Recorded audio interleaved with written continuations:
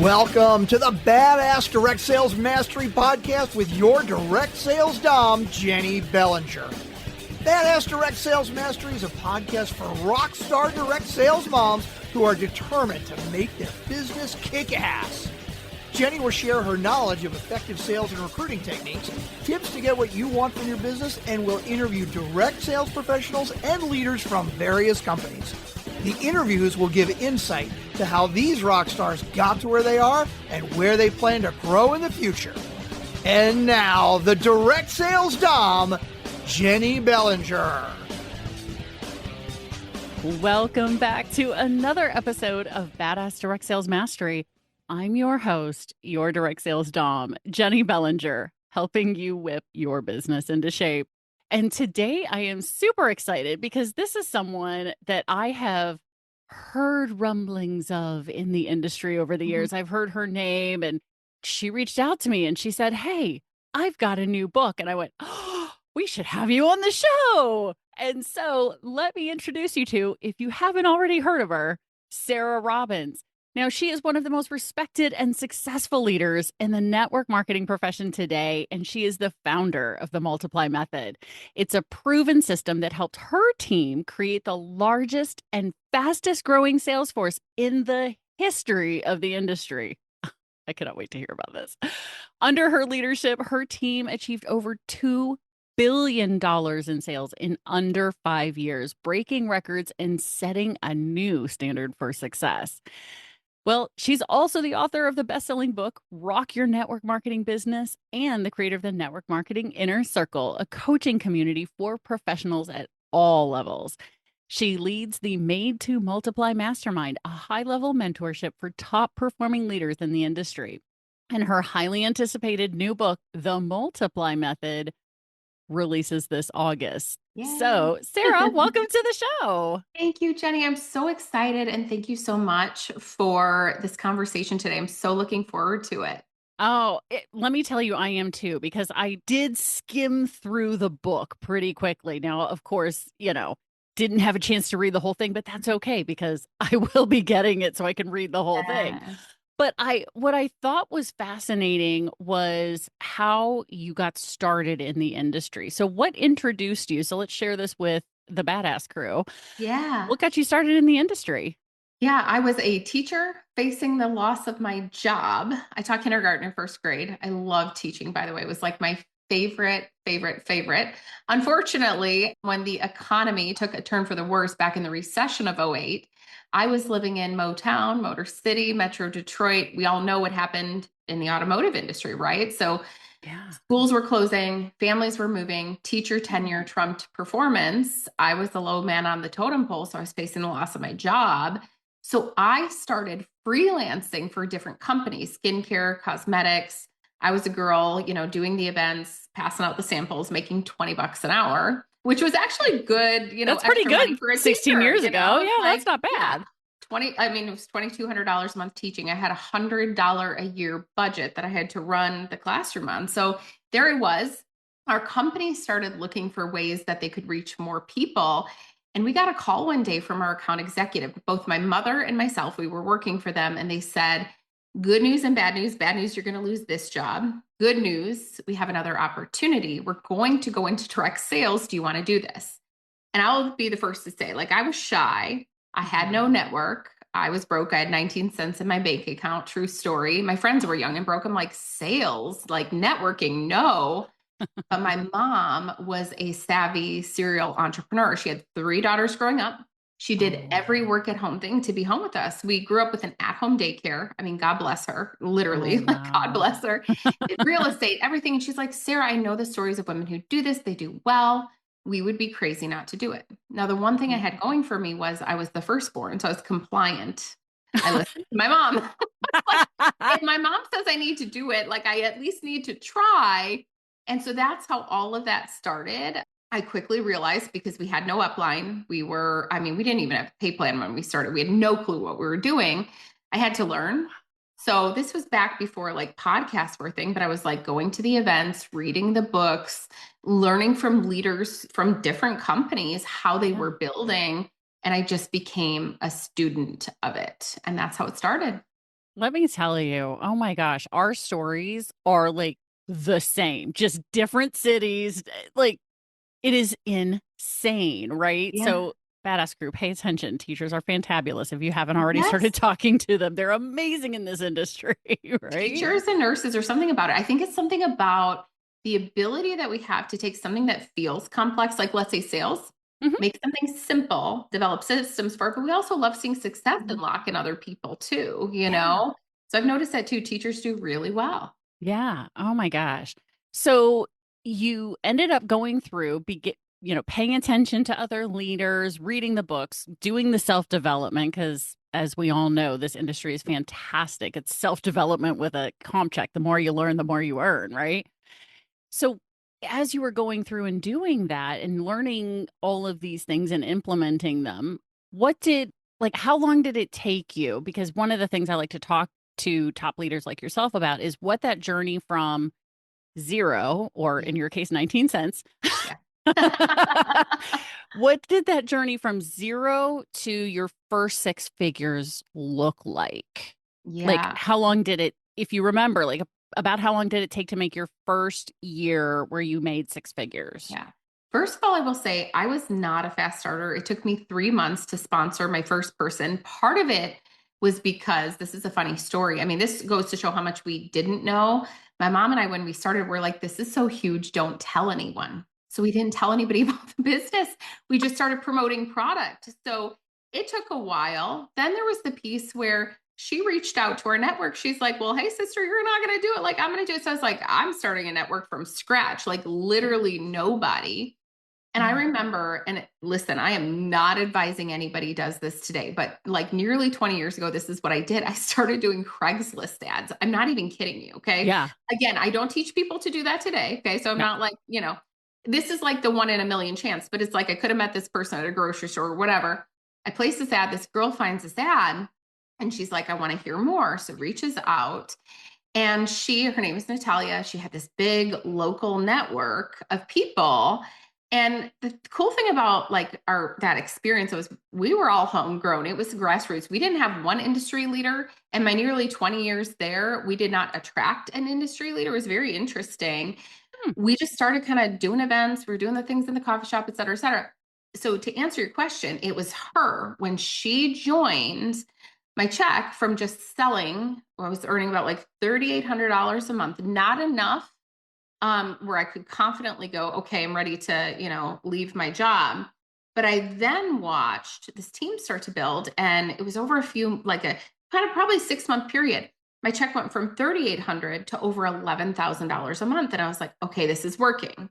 Yeah. Now, this was back in the days of the paper check. So I thought something was wrong. And I was like, I'm not going to cash the check. Now, again, I'm in my young 20s, everybody. So we're going to cut me a little slack. And I called the company. I'm like, is this right? And they're like, yes, this is right. And I didn't realize what was possible by building a team. So I remember going on a walk with my husband and I was like, I could put more time into this. And I had a great mentor who told me from the beginning, live on 20% of what you make. Anything can happen. So we had enough time, enough growth to where I put in my leave of absence teaching. And I just never went back. And still to this day, I feel like I owe someone an apology, like, hey, it's me. Here I am. And that really is the story. So I don't remember like a distinct length of time, but I remember that moment of leadership. Yeah. So with that, what were some of the obstacles that popped up for you? Because, and I like to point this out because one thing that I think a lot of new network marketers believe is that I'm the only one who's encountered this. Yeah. My situation is unique and my story is unique. And when I can show them that 6, 7 figure leader earners like yourself, they encountered the same thing. So Yeah. what were some of the obstacles along the way from zero to your first six figures? I think a big thing was that fear of rejection. And even to this Mm. day, that's still something that you have to reframe from, it's not personal rejection, it's personal preference. Yeah. When, in the beginning, what that looks like is when somebody says no. Yeah. And then it's like we hit a prospecting wall. We're like, well, I just don't want to tell people anymore because we're afraid of the next response we're going to get. Or when somebody quit, I remember I had 2 people on my team. I'm like, that's like half my team. I was like, I can't do this. I remember calling the CEO of our company at the time. She was at the top of a ski hill. We still laugh about the story. And I was like, I don't think I can do this anymore. I think I quit more than anybody else. Honestly, I didn't actually quit, but I threatened to quit a lot. And now today, it's like as a top leader, it can be like a leader leaves, or for example, we went through a company transition and people go different ways. And it's, reframing again, this idea of this is not a rejection. It's just the relationship is changing and it's just going to look a little bit different in this time. And so we still face those same feelings of loss, heartache, change in a relationship, a response, whatever the case may be. It just is a little bit, different, and it evolves over time. Mm, that is so good to know because I think a lot of people, their fear is not just the rejection, but the loss of the relationship of the person in case it doesn't go well, right? Yes. So, oh my gosh. So now you've made it to your first 6 figures, you're doing well, you're starting to realize things because you already kind of alluded to this earlier in the conversation when you talked about teachers and nurses are really good about implementing systems and processes. At what point did you start coming up with and realizing what this processes were that you put together as a system that turned into the Multiply method? Yeah. In the beginning, I really had no identity as a leader, and I was kind of leaning into everybody else's leadership. And there was a leader actually on my mom's team who called me and she said, Sarah, you've got to decide. And I was like, wait, what? She's like, I can help you to get unstuck. And I'm thinking it's going to be like this real, like practical business tip. And she said, you are doing all the things. You're actually showing up and doing all the things, but you're saying something else. And it's like all of these self-defeating things. And she's like, do you really believe you can be successful in doing this? It's like, I went from being Chris's daughter to now like having to find identity as a leader. And so starting my own calls and doing my own meetings and events. And it's like, that shifted my mindset, but also the way that people started responding to me. And I would go, and I kid you not, like people in my previous company, they could tell you, I would go to the getting started training, like literally 10, 15 years into my business, because I was humble enough to know that there was always something new that I could learn.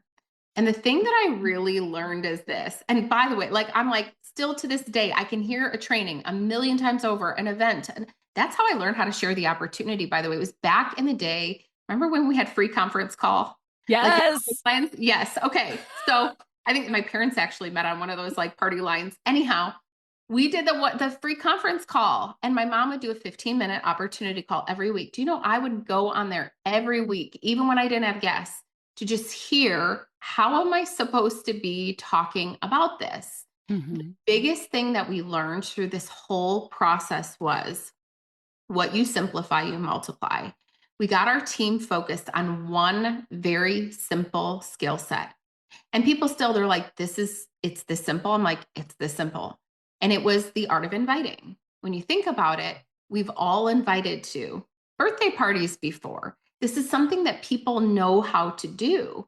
So in that first kind of wave of building, as we were like approaching that, first 6 figures and kind of growing from there, we would host events. In the beginning, it was like small coffee shop to big coffee shop, small clubhouse to big clubhouse.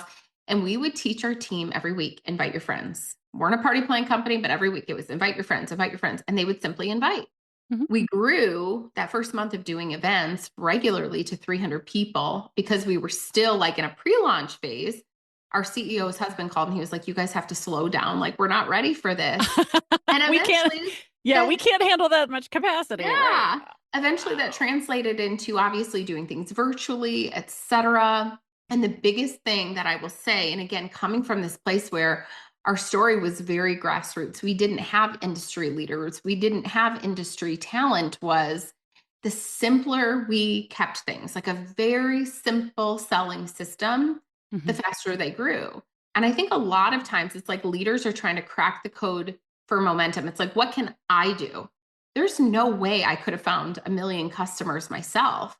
Momentum is created, or month over month growth is created by a lot of people each doing a little bit more. It's not just like what I do, but it's like, what can the team actually duplicate? Ooh. See, and I think that's a big thing. I mean, my phrase for this year is KISS.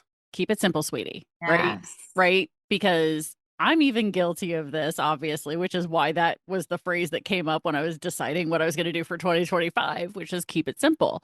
So that simplification of this, and like you said, what you simplify, you multiply, because if it's simple, it's easy, it's duplicatable. Yeah. Ooh, I love Yeah. that. Yeah. So now I also know from skimming through your book that you had to deal with a massive obstacle that Oh, yeah. popped up one day Yeah. and really tested your process. Yeah. What happened? Okay. It is literally 1 year ago, exactly like this week. I got a No. call that, and by the way, I just have to frame this for you and for your Yeah. listeners. So we were just on a company trip. We were there enjoying our time with our team. We were still doing 1.6 as a team, $1.6 billion a year in sales like that year. Woo! So things are like, okay, things were Right. shifting and evolving. Now, I do have to give this disclaimer because I never want people to leave in our industry with fear. Right. Ours was a rare story. It was a tale of private equity. You inject $1 billion, right? Private equity firm comes in and they're like, how do we get it back? It's why are we paying all these people? So I don't want to leave here. Listen, if I was scared of the industry, I would not be doing it again. Mhm. So I want to like that piece up front. The industry's Yes. been around for over 100 years. Okay. Yep. So everything's going great. And the CEO is not on the trip. And I'm like, well, that's strange. He's got a family emergency. So clearly, like, I care. So I'm like, well, I'm going to go to Facebook, try to figure out what's happening, like, send a message. Facebook deleted. I go to send a text. It goes from blue to green. I was like, oh, something else is going on. I didn't think, though, what happened was about to happen. I had no idea. Okay. So I'm just thinking maybe Yeah. there's some changes in his life, whatever. So, long story short, we get called a few weeks later on a surprise leadership meeting. Being the top leader there, people are messaging me going, what is this about? I'm like, I have no idea. So, it's just a regular, like Tuesday afternoon, we're on a call and it's an attorney and she's reading from a script, basically letting us know in 60 days, we would be losing 99.9% of our income. Like, I couldn't even probably pay our cell phone bill with what I was going to have left. And they said they were going to go affiliate and not to reach out to people. Like this was the direction they were going. Bad way to deliver it because it was going to help Yeah. more people, but you're, sharing it with the leaders, right? The people who it impacts the most. And that was that. And I will Right. tell you, the best part is, and this is something that I feel is so important for leaders who are listening today. There were two things I did well during that season of leadership. Number one, I doubled down on leadership and relationships in the good times and in the hard times. So even Mhm. toward the end of that season where we kind of were like some things are changing, what all is happening, I was still doing the weekly calls, pouring into the leaders. That's what causes a leader that, God forbid, if something does change to say, I want to follow you into the next season, right? Yeah. That was one thing. And then the second thing was I really built relationships in the industry. So people started to call me and reach out and say, what are you doing in the season? And by the way, I know people have different feelings about this. Mhm. I don't agree with, actively prospecting somebody when they're in a business, that's viable. My business Yes. was gone. Like somebody help a sister out. I actually appreciated the calls Oh, where good. people said, hey, have you thought of looking at this company before? Or could I connect you to this person? Honestly, those were the best calls that I appreciated because I thought there were companies I wouldn't have even known about. Honestly, even my company, I wouldn't have even known to look there Mhm. if somebody hadn't reached out to me. So I had a friend, his name is Blake Mallon over at DSN, and he's like, have you thought about doubling down on your coaching, doing consulting? Do you want to work corporate? I was like, that sounds terrible. And he's like, do you want to start a company? I was like, I have two businesses and two babies. Like my kids are 4 and 9. Like I can't imagine like being away. And so it took me that conversation to say, of course, I want to do this again. And this is like where I love to leave people with hope. Yeah. What other business can we do that is our time and our terms? What other business can we do that's low cost, really little risk? what other business can we invest in where we have the ability to become profitable right away? And really, it doesn't just change our lives, but it can change lives at scale. I'm like, of course you do it again. I think, even where now we ended up eventually moving during the pandemic, we moved to Southern California. We're going back and forth for a while, put our kids in school here. I'm surrounded by people who are a million times more successful than me, and I'm hearing their stories. And when they ask what we do and what it entails, they're like, wait, you don't have employees? No. You don't have a brick and mortar building? No. You don't have overhead? No. Like, I should hear what you're doing. I'm like, it's the best business model in terms of the flexibility that it provides. Oh, yeah. And the number of people who are, wealthy that I've talked to about this, when they talk about network marketing, our industry, and they generally are like, this is amazing. This is Yes. fantastic. Yes. What I find super interesting, and I want you guys to pay attention to this. When wealthy people say, this is fantastic, this is something you should look at, this is something I would look at. I mean, the number of CEOs who are looking at network marketing as a way to get a new product out there for their company, Yes. right, is huge. Who are Yes. the detractors? Who are the people telling you shouldn't do this? Are they making the paycheck you want to make? And if the answer is no, who should you really listen to? I This mean, is true. I was talking to a lady the other day, and she's a famous inventor. And without giving away who this person is, she invented a very cool kind of like category of like food, and she's very successful. And now she's kind of starting her new product line. And she's like, first of all, I want to bring this product into network marketing because it just makes sense to reach more people. But as I'm raising capital to launch this new thing, she's like, I should find a network marketing company too. She's like, so tell me what you know more about that. I'm like, of course, it's such a great way. Again, and that's the beautiful thing is you're doing it on your time and your terms. You're not under pressure to perform by anything. I actually teach in this book, like how to tell your story, focusing on meaning versus money, because it changes our attitude, right? Gratitude, but also the way the people perceive the value of the business. And it's just one sentence. And I share this with my team. I say, in part time hours, what does your business allow you to do? And I have them literally write down in part time hours, my business allows me to blank, fund my retirement, invest, send my kids to college. Do you know I'm not saying a dollar amount, like make right. $300 or make $3,000, which again, people can measure money. They can either say that's a lot or a little. And sometimes we feel inadequate when we tell our story. When you think about how powerful that is, that literally most people do this business in part time hours, what it provides in framing our stories that way, it gives us that attitude of like gratitude, like, wow, this is powerful. But also, it's professional as we share it with other people. This is what the business can allow you to do as well. Right. And I think that also helps whoever hears that, right? To Yes. to then generalize and go, well, Yeah. if that allows him or her to do X, what could I do in part-time hours with Yes. this, right? Instead of, because here's what I've learned in the years of research that I've done in our industry. 87% of network marketers are not driven by money. So when you focus on those dollar amounts or that the money aspect, if you're part of that 87% that isn't motivated by money, what we're motivated by is what it does for us. That That is so sentence good. is so fantastic. I love that because that really helps people see it's not about the 500 a month, 2000 a month, 7000 a month, 11,000 a month, right? It's Yeah. not about that. It's what does that money do for you? Because Yeah. if you think about it, the money that we make, especially nowadays, we don't get those paper checks anymore. Yeah. We get a little ding on our phone Yeah. that says, hey, we just put money in your bank account. And so literally the money is just it's a bunch of pixels on a screen.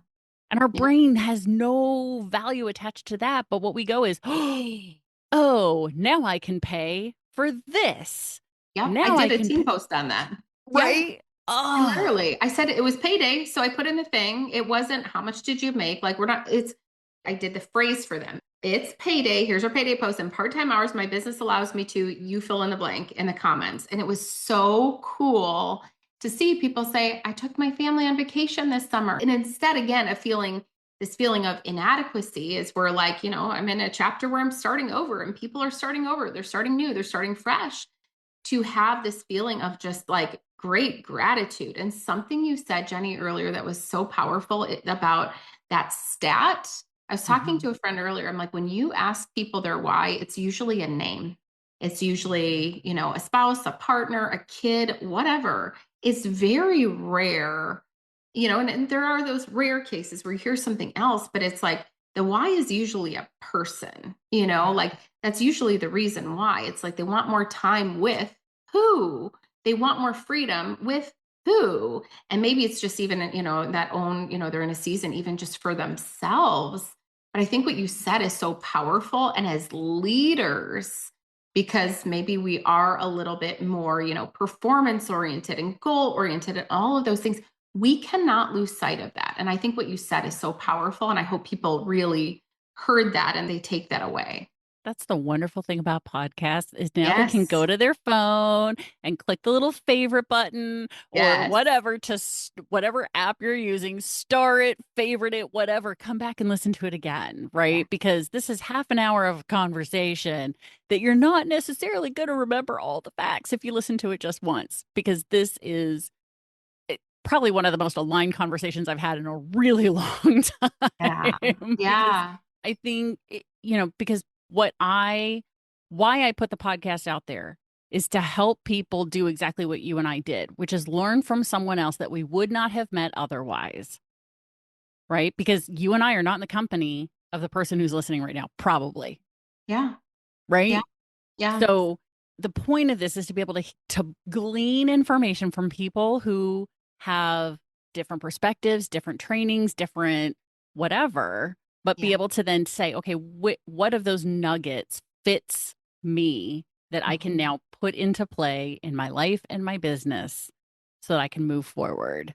Yeah. Right. Love that. So with all of this now, so you were able then to put your process to the test, Yes. then switching to a new company. Yes.